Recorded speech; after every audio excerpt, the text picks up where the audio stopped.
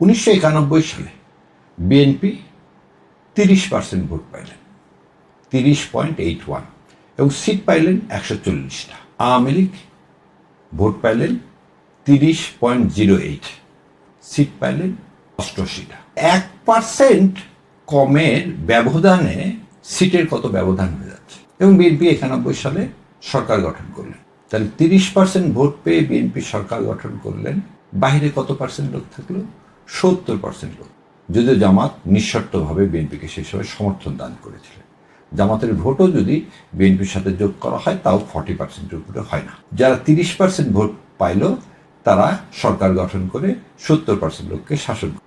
এর নাম তো গণতন্ত্র না। কারণ সংখ্যাগরিষ্ঠকে শাসন করবে, সেটা তো গণতন্ত্র না।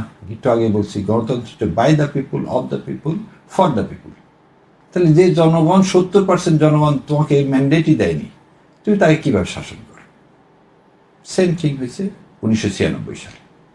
96 সালে আওয়ামী লীগ পাইল 37% ভোট পেয়ে সিট পাইল 146টা। আওয়ামী লীগ বলে ভুলাবো, আওয়ামী লীগ এবং তার জোট।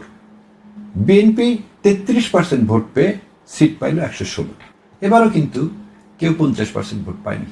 তাহলে 91 সালে, 96 সালে কেউই কিন্তু মেজরিটি না।